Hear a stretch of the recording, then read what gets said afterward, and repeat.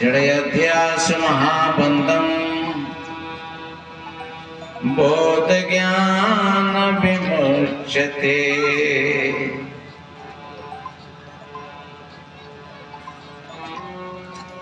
गुरु के सुमिरन मात्र सु नासत विघ्न अनंत याते सर्वारंभ में ध्यावत है सब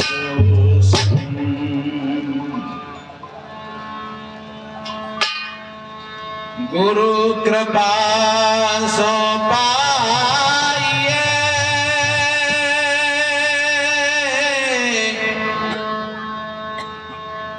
बुद्धि विमल विवेक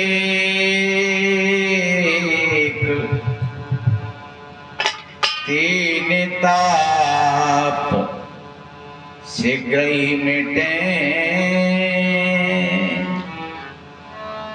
श्री गुरु चरणने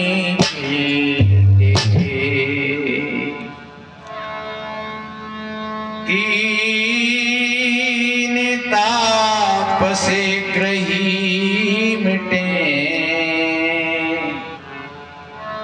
श्री गुरु चरणने कीटे।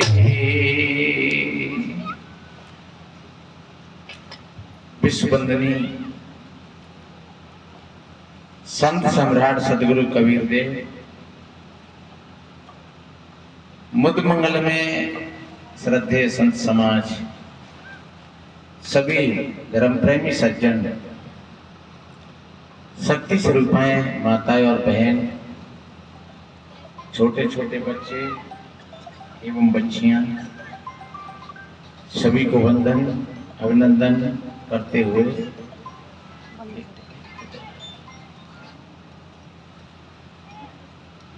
थोड़ा निवेदन करें। बड़े ही परम सौभाग्य की बात है, ये ग्राम पियनी पोरसा तहसील अंबा जिला मुरैना मध्य प्रदेश में जो माड़ साहब रामकरण कौशल जी ने ये संतों का त्रिदिवसीय सत्संग समारोह रखा है।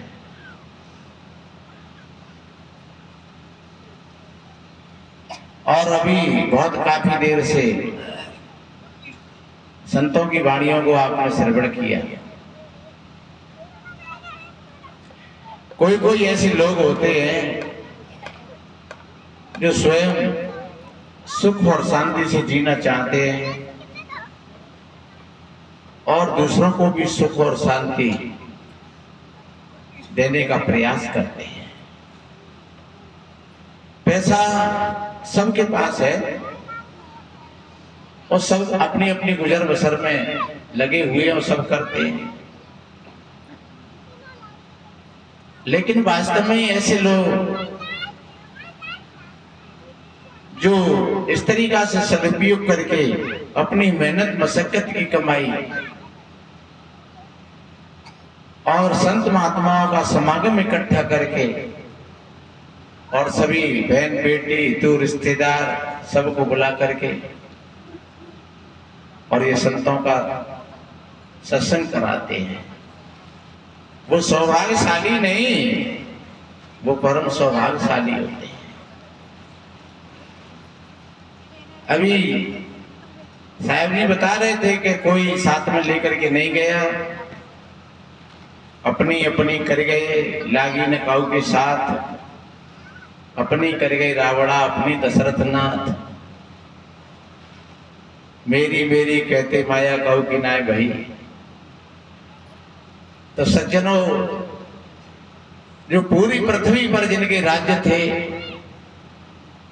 जिनको लोग भगवान कहते थे, भगवती कहते थे, आज भी लोग उनका स्मरण करते हैं, नाम जपते हैं और वो उस तरीका से चले गए। और हम और आप भी उधर ही जा रहे हैं। किसी विद्वान ने कहा है कि रहे न राजा बहु चक्रवर्ती, रही न रानी बहुरूप बनती, रहे न वृक्षां जड़मूल साक्यम, रहे न ब्रह्मा गज निवेद वाक्यम, कदापि कालम पृथ्वी चलन्ते, धर्म एक से चला ये सतपुरुष वाक्यम। संसार में कोई भी चीज इस तरह नहीं है ठहरने वाली।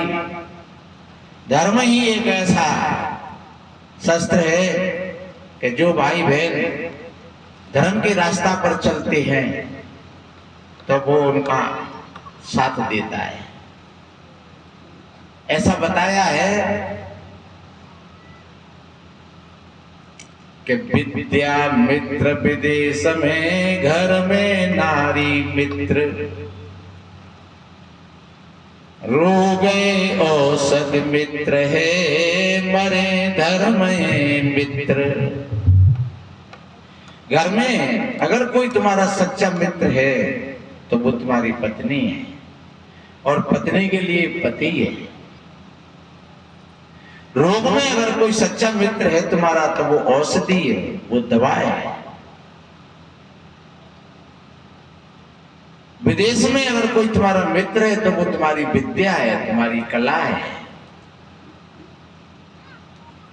और मरने के पश्चात अगर कोई मित्र है तो फिर वो धर्म है। सारी चीजें यहाँ की यहीं पर रह जाती हैं। सदगुरु कबीर साहब जी ने कहा है, कबीर सो धन संचिए जो आगे को होए, वो शीश पुटरिया बांध के जात न देखा। अब धर्म के ठीक है महिमा को समझ लें। धर्म कोई हिंदू नहीं है, इस्लाम नहीं है, सिख नहीं है, ईसाई नहीं है, ब्राह्मण नहीं है, क्षत्रिय नहीं है, वैश्य नहीं है, शूद्र नहीं है। धर्म का अर्थ होता है जो हमारे अंदर में मानवीय गुण है। धर्म का अर्थ होता है स्वभाव। हम अपनी सहज स्थिति में आ जाएं, अपने स्वभाव में आ जाएं। जैसे पृथ्वी है अपने स्वभाव में है, जल है अपने स्वभाव में रहता है, अग्नि है अपने स्वभाव में रहती है। आप अग्नि के हाथ जोड़ो, पैर छुओ, कहो परमेश्वरी जलाइयो मुझे, तो वो तुम्हारी प्रार्थना नहीं सुनेगी, वो जला देगी। हाथ अगर लगाओगे, उसमें हाथ डालोगे तो हाथ जल जाएगा। जल है अपने स्वभाव में रहता है हमेशा, उसका गुण शीतल है। कोई ये कह सकते हैं महाराज जल भी तो गर्म हो जाता है। नहीं, गर्म उसको हम कब कहते हैं? जब उसमें अग्नि के परमाणु अधिक होते हैं, तब हम उसको कहते हैं गर्म जल। और उस गर्म जल को भी अगर तुम अग्नि पर डाल दो तो अग्नि को बुझाएगा, क्योंकि उसमें शीतलता है। तो वो कभी अपने गुण का त्याग नहीं करता है। ऐसे ही हम भी एक मनुष्य है, मानव है, तो हमको भी अपने गुण और स्वभाव में जीना चाहिए। हमारे स्वभाव में बीड़ी, सिगरेट, तंबाकू, अंडा, मांस, मछलियां ये कदाप नहीं है, बिल्कुल किंचित मात्र के लिए नहीं है।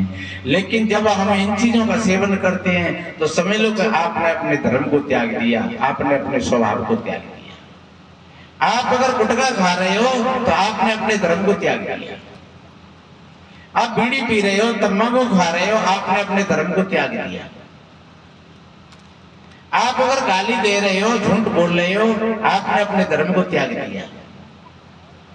आप किसी की चुगली निंदा में लगे हुए हो, आपने अपने धर्म को त्याग दिया।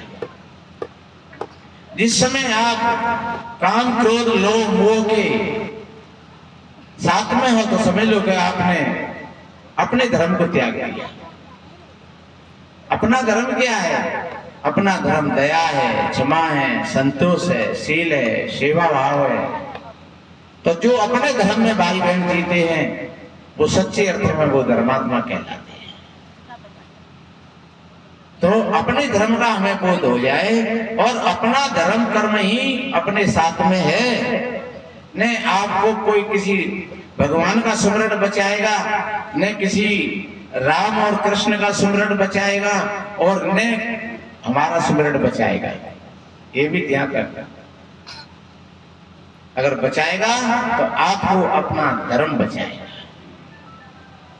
आपको अपनी शीतलता बचाएगी। इसलिए अपने धर्म में हमें जागृत हो जाना चाहिए। एक बता दें,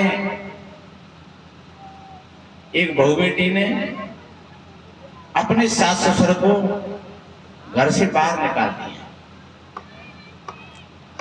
क्यों?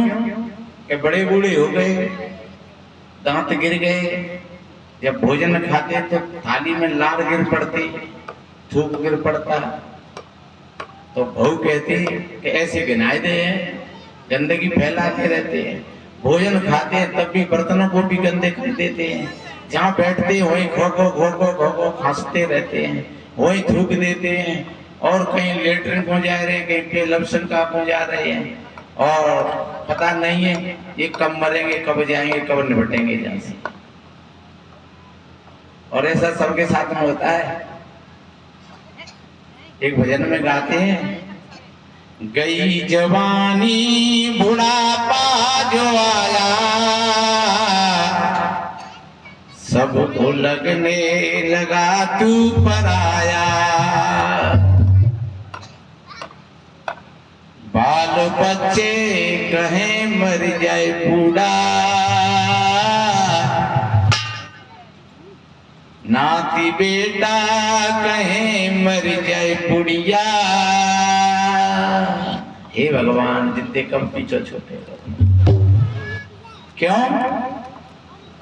अब कमाने के काबिल नहीं है, नाती बेटा कहें मर जाए बुढ़िया। अब कमाने के काबिल नहीं है, तेरी एक एक सांस हीरा मोती, यह लुटाने के काबिल नहीं है, हीरा नर्तन ऐसा जो पाया, यह कमाने के काबिल नहीं है, तेरी एक एक सांस हीरा मोती। कितना बढ़िया कहा है, नाती बेटा कहे मर जाए बुढ़िया। बताते हैं जहां पशु बनते वहां पर पहुंचा दिया, और एक प्रजापति भाई से बोल दिया कि भैया सरैया और कुल्हड़ मिट्टी के बर्तन पहुंचाए दे, सुपने में खा ले। अरे रोज रोज कौन माने, पर ध्यान रखो हम और तुम सभी भाई स्टेज पे पहुंचे, जी मन सोचना कि आज ये बुढ़िया ही है, आज ये डोकर ही जा स्टेज पे, हम और आप भी उधर ही चले जा रहे हैं। आज हमने अगर किसी का तिरस्कार किया तो आज नहीं तो कल फिर हमारे सामने भी वही तिरस्कार आएगा, हमको भी इसी तरीका से अपमानित किया जाएगा। और कभी कभी उनके पति देव आते, बाहर नौकरी करते होंगे, वो कहते ये माता पिता है, बड़े बूढ़े हैं, अब कहाँ जाए, देखो घर मकान बनाया है इन्होंने, तमाम पैसा दिया है, जमीन ज्यादा दी है, अब तुम थोड़ी इनकी सेवा कर दिया करो। तो वो बहू क्या कहती, क्या भाई संग ले जाओ और भाई जिनकी सेवा करियो खूब रोज, हम पे कभी सेवा फेवा ना है रे। अब क्या किया जाए, अब घर की मालकिन तो देवी है नहीं, कौन सुने। कहते हैं कि जाके भट्टी ने पैर बिमाई और तेगा जाने पीर, जब अपने ही दर्द होता है पैर में, अपने ही जब हाथ में दर्द होता है, अपने ही दांत दांतों में दर्द होता है, अपने ही जब आंख और कान परेशान करते हैं तब पता लगता है। और कोई कहे कि भैया हमें परेशानी है तो हमें क्या पता है, हम तो ये भी कह देते हैं कभी कभी आई बूढ़े कर रहा हो काम धंधे के, मैं कह देता हूँ पेट में दर्द हो तो इसलिए मेरे बहन भाइयों, एक दिन हुआ ऐसा उसी बहू का बेटा होगा 7-8 साल का, और वो आकर के बाबा के गले से लिपट गए। कहने लगा, बाबा आप इन मिट्टी के बर्तनों में भोजन क्यों पाते हो? बाबा ने कहा, बेटा तेरी मम्मी जैसा हमें देगी वैसे ही तो हम पाएंगे, और कौन के दरवाजे पर क्या है? तो बाबा तुम इन बर्तनों को फेंको मत, यहाँ इकट्ठा करके रख दो। बुढ़िया ने कहा, बेटा कल हमको ये भी भोजन नहीं मिलेगा, फिर हम कहाँ जाएंगे? और जेव तो कम सुबह की शाम को पहुंचाए, कहूँ शाम की सवेरे पहुंचाए, और पहुंचाए दे नहीं पहुंचाए तो नहीं आए, भूखे ही सोए। उस लड़का की आंखों में आंसू आ गए। उस लड़का ने कहा, चलो तुम तो नहीं करोगे इस काम को, लेकिन मैं करूंगा। और उस लड़का ने सारे के सारे इधर उधर जो पड़े हुए थे, टूटे फूटे झूठे कूटे, वो सब को इकट्ठा कोने में करके रख दिया। अब सवेरे यहाँ श्रीमती जी, और लड़का को पता था कि बाबा माँ आपते आएंगे, वो भी आ गया। उस बहू ने ललकार करके कहा, क्यों बुढ़िया बुढ़े हो, तुमको शर्म नहीं आती है? ये टूटे फूटे ये मिट्टी के झूठे बर्तन तुमने इकट्ठे करके रख दिए, बदबू आ रही है ऐसी। बुढ़े ने कहा, बेटा हमने नहीं रखे हैं, तेरा ही बेटा कल खेल खेल करके और रख गया है। तब तक वो आ गया, कहने लगा, कहो मम्मी क्या बात है, कैसे गर्म हो रही है? बोली, एक बात बताइए, फूटे टूटे मिट्टी के बर्तन तेने इकट्ठे करके रख दिए? बोले, हाँ मम्मी हमने रख दिए हैं। तो तेने क्यों रख दिए हैं? कि अब हम बड़े हो रहे हैं। हाँ तो बड़ा तो होगा ही, तो कि हमारी शादी होगी। हाँ शादी भी होगी तो बहू आएगी। हाँ बहू आएगी तो फिर हम तुमको इन्हीं में खाना खिलाएंगे। क्या इन टूटे फूटे मिट्टी के बर्तनों में? कि हाँ मम्मी। कहते हैं, कुल की रीत ताल की मोरी, और बहुत नहीं तो धोरी धोरी। जब तुम अपने बुजुर्गों के साथ में ऐसा कर रही हो, तो फिर हम भी तुम्हारे साथ में ऐसा ही करेंगे। और ये ध्यान रखो, ऐसा ही होता है। इसलिए अपने बुजुर्गों की सेवा करना, आज से ये संकल्प लेकर के जाए। इनसे बड़ा दुनिया में कोई देवता नहीं है। मातृ देवो भव, पितृ देवो भव, ऐसा शास्त्र कहता है। माँ सबसे बड़ी देवी है, पिता सबसे बड़ा देवता है। माँ की गोदी में पल करके, ये कर्ण साधवी सुनाती है, इस भजन को सुनाएंगे, कर्ण संत भक्त आएगा तो बड़ा अच्छा भजन है। और वास्तव में यहीं से जीवन की शुरुआत है। चाहे तुमने लाख कमाए, करोड़ कमाए, कोठी बनाई, बंगला बनाए, गाड़ी खरीदी, लेकिन अगर तुम्हारे पुरखा दुखी हो गए, तुम्हारे माता पिता दुखी हो गए, तुम्हारे सास ससुर दुखी हो गए, तो तुमने कुछ नहीं कमाया, सब बराबर। क्योंकि जब काल का चांटा पड़ेगा तो न तो कोठी साथ में जाएगी और न गाड़ी साथ में जाएगी। जो अभी साहब जी बोल रहे थे, अपनी अपनी कर गए लागी न काऊ के साथ, और अपनी कर गए रावड़ा अपनी दशरथ नाथ। इसलिए मेरे भाई बहनों, इस तरीका से अगर साथ में जाएगा तो तुम्हारा धर्म साथ में जाएगा।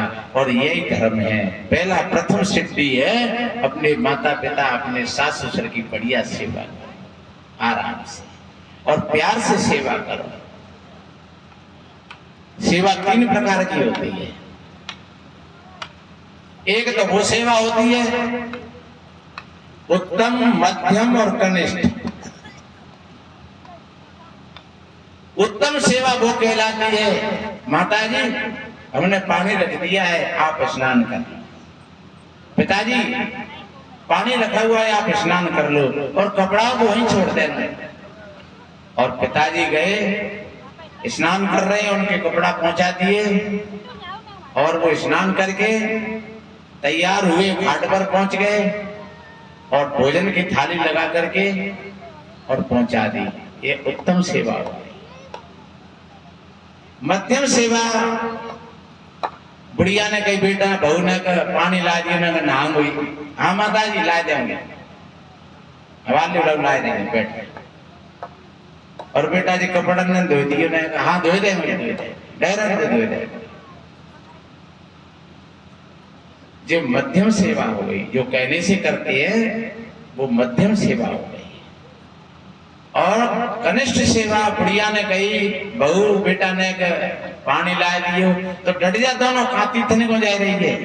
नहा लियो तो उन्होंने मोड़े सुकून जा रहे हैं, उनको टिप्पा टिप्पण में लगाए रही है। नहा लियो वाले ला घरे तो जब डुबिया ने तो हम खाए ले और ना कब भगवान जाते पीछे छुड़ावे हो। तो पानी धर दो तुमने चाहे भले ही कपड़ा धो दे, पर वो कनिष्ठ सेवा हो गई। तो मैं कहता हूं उत्तम सेवा नहीं बने तो कोई बात नहीं है, लेकिन मध्यम तो कर ही लेना। जो वो कहे भोग के समय पर भोजन की कहे तो भोजन दे देना, स्नान के समय पर स्नान की कहे तो स्नान करवा देना। ये समझ लो कि आप धर्मात्मा बने। जब उस बहू ने बेटा की बातें सुनी, एकदम उसको बड़ी चोट लगी, धक्का लगा, दौड़ करके अपने सास ससुर के पैर छुए, कहने लगी देवताओं मैंने आपके साथ में बहुत बड़ा अनर्थ किया है और आप मेरे को क्षमा कर दो। मैं तो समझती थी कि मैं आपको लिए कर रही हूं और आज मुझे मालूम पड़ा है कि ये सब मैं अपने लिए कर रही हूं। और वो बहू ले गई अपने सास ससुर को घर पर, बढ़िया अच्छी खाट बनाई, अच्छे बिस्तर दिए। अब तो पूछ पूछ करके सेवा करती है और स्नान कराती है, कपड़ाओं को धोती है, भोजन बना करके देती है और सवेरे चरण छू करके आशीर्वाद लेती है, शाम को चरण सेवा करती है। और जब उनके पति आए और बाहर से देखा कि भाई मेरी पत्नी माता पिता की सेवा में लगी है, तो एकदम उनका हृदय भी गदगद हो गया। धन्य है, पहले तो तुम इनसे इतनी घृणा करती थी, अब क्या हो गया तुम्हें? बोले पतिदेव या छोटे से बच्चा ने मेरी आंखें खोल दी, आज मेरी आंखें खुल गई, मैंने बहुत गलत किया। और ध्यान रखो जब तुम्हारे इस व्यवहार को तुम्हारी बेटी देख रही है और तुम्हारा बेटा देख रहा है, देखो घर स्कूल होता है, स्कूल में तो बच्चा 4-6 घंटा 8 घंटा के लिए जाता है, लेकिन तुम्हारा घर तो पाठशाला है। स्कूल में तो फिर भी छुट्टी हो जाती है, लेकिन तुम्हारे घर की तो कभी छुट्टी होती ही नहीं है। तो तुम्हारी घर एक विद्यालय है, पाठशाला है। अगर तुम ऐसा व्यवहार करोगे तो तुम्हारी बेटी बेटा देख रहे हैं, तो बेटी को भी संस्कारों के चिन्ह मिल गए, बेटा को भी मिल गए। और बेटी ने जब जाकर के किसी घर को संभाला तो वही पाठ बेटी ने किया। और जब कभी मिलते हैं ससुराल, बेटी की ससुराल वाले समधी और समधन, तो वो कहते हैं भैया अरे बौरे जी तुमने लड़की क्या दी है, करोड़ों रुपया दे देते तब भी कुछ नहीं था, तुम्हारी बेटी ने हमारे घर को साथ दिया। धन्य इस बेटी की माँ को, जिससे माँ ने इस ऐसी बेटी को जन्म दिया कि हमारा पूरा का पूरा परिवार सद गया एकदम। और तुम्हारी बेटी का ही स्वराज्य पूरा और बहुत बढ़िया अच्छी व्यवस्था बना ली है उसने। धन्य आपके लिए, तो आपकी कितनी प्रशंसा पाई। और जब आपने बढ़िया अच्छी बेटी किसी को दी तो फिर तुमको बढ़िया बहू मिली बाकी मिलती है। भाई यही तो है, नानक जी ने कहा है जिया बीजे सुन लोड़े कर्म संदड़ा खेत, जिन्होंने बोए अक बमूल फल चाखन चाहत द्राक, अथे करन सु अगे पाहन ऐसे वेद सुनाहन साख। ये शास्त्र कहता है कि भैया जो तुम जमीन में बीज बोओगे और वही तुमको काटने के लिए मिलेगा। सदगुरु कबीर साहब जी ने कहा है आपन कर्म ने मेटो जाई, कर्म का लिखा मिटे दो कैसे, यो युग कोट सिराई। यही सुना रहे थे महात्मा जी कि भैया कर्म का भोग बदला, न पांडवों पर छूटा, न राम पर छूटा, न कृष्ण जी पर छूटा, कर्म का भोग सबको भोगना पड़ा। तो फिर क्यों नहीं हम ऐसे कर्म करें बढ़िया। और ये पहली भूमिका है कर्म करने की। यहाँ से आपने बेटी बढ़िया दी तो समझ लो उसके बदले में आपको बहू बढ़िया मिल गई। आपकी बेटी ने उधर घर को थाम लिया और इधर तुम्हारी बहू ने तुम्हारे घर को साध लिया।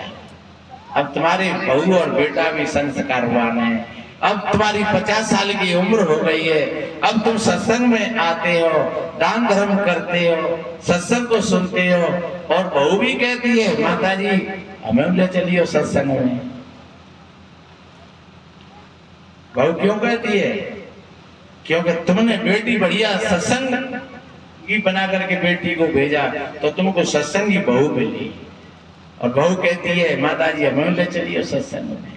हाँ बेटा चले गए।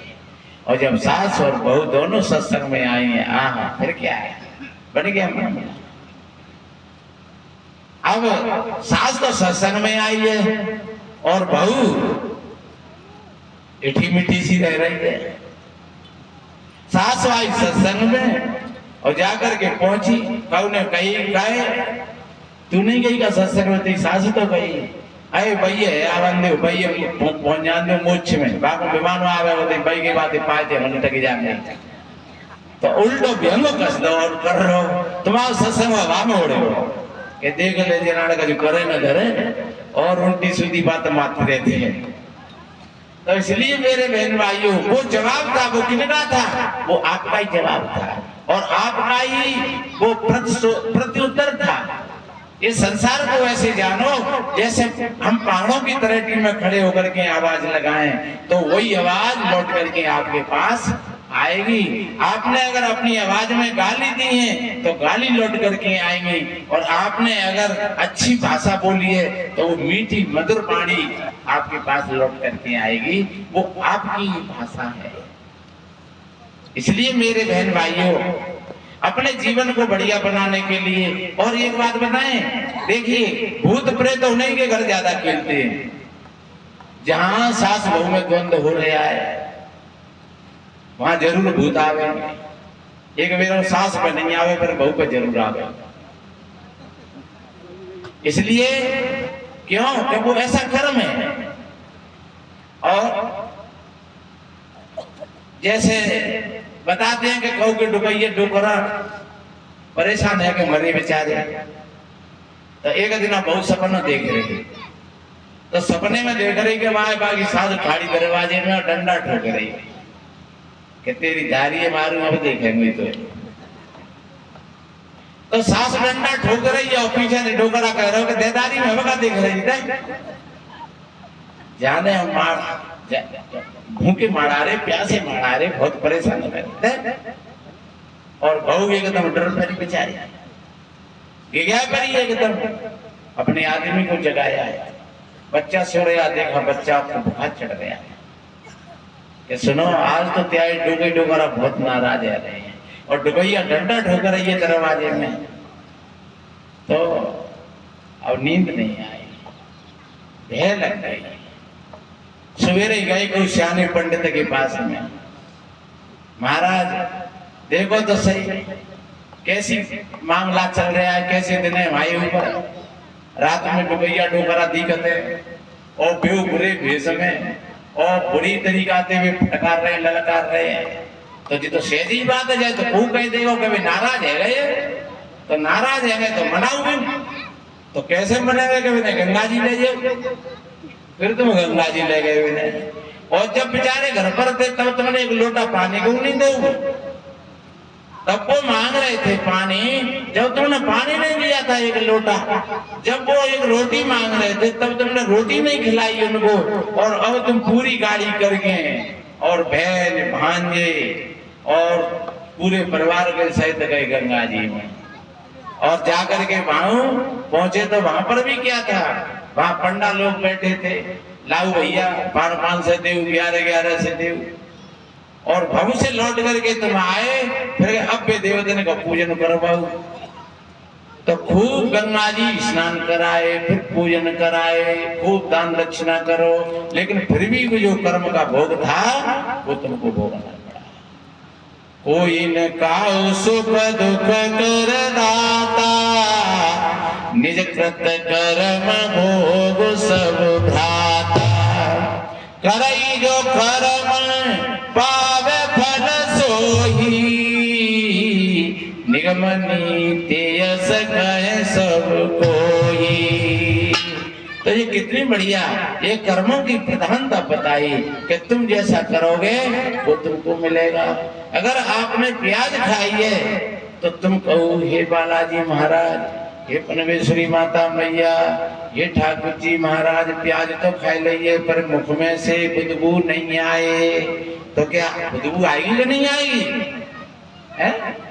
आपने अपने खेत में बमूल का पौधा लगा करके और तुम कहो कि हम एक भागवत कहलवाएंगे, भाई पनवेश्वरी हनुमान जी महाराज रामायण को पाठ कराए देंगे, सत्संग कराए देंगे, पर जो बबूल के पेड़ पे अब सेब लगे, संतरा लगे, आम लगे, तो क्या बबूल के पेड़ पर सेब संतरा आएंगे? अरे उस पर तो कांटे और पंगनी। चाहे आप कितना भी कुछ करते रहिए। इसलिए मेरे बहन भाइयों कितना बढ़िया कहा है कि अपने कर्मों को सुधारो रे भाई, तुम पर जुर्म है न ईश्वर खुदाई, और अपने कर्मों को बिगाड़ोगे भाई तो कोई नहीं रोकेगा, ईश्वर खुदाई। तुम अपने जीवन के स्वयं निर्माता हो, अपने जीवन को बढ़िया बनाओ, अच्छा बनाओ, सुंदर बनाओ। और ये शिक्षा कहां से मिलती है?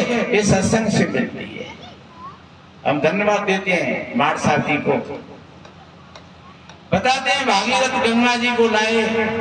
अरे पुराणों के हिसाब से गंगा जी तो पहले में होती, और ये गंगा जी, चंबल, जमुना जी, इन्हें कौन लाया होगा?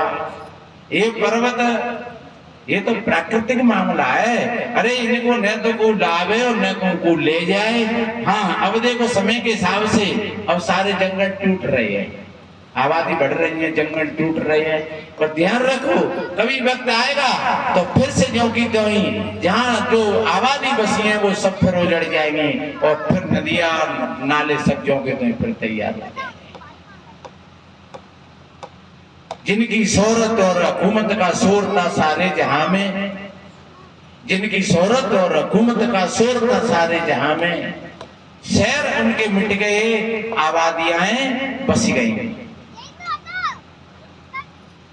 अरे भैया बड़े बड़े शहर मिट गए और आबादियां बस गई, और फिर कभी वक्त आएगा तो फिर बड़ी बड़ी आबादियां वो शहरों का रूप ले लेंगे। हमारे सामने 50-60 साल में कितना परिवर्तन हुआ है। छोटे छोटे गांव थे, अब वो कस्बा हो गए, बाजार हो गए। तो इसलिए मेरे बहन भाइयों ये परिवर्तन है, पर ध्यान रखो न कोई गंगा जी को लाया कहीं से, न कोई जमुना जी को लाया कहीं से, न कोई चंबल को लाया कहीं से। हाँ, कभी कभी आपस के वातावरण में और रुकावटें आ जाती हैं तो फिर कोई लोग रोक लेते हैं, और जब राजीनामा हो जाते हैं तो फिर से काम शुरू हो जाता है। तो ऐसे कौन रुकवाई दी होगी? भागीरथ महाराज ने फिर खुलवाई दी होगी। तो फिर बड़ी खुशी का मामला बना के भैया बहुत दिन से, काफी दिन से पानी रुका हुआ था, अब वो पानी फिर से आ गया है। तो मेरे बहन भाइयों, लेकिन सच्ची गंगा तो ये सत्संग की है। कि सच्ची गंगा में जो भाई बहन डुबकी लगाएंगे उनका हृदय निर्मल हो जाएगा, पवित्र हो जाएगा।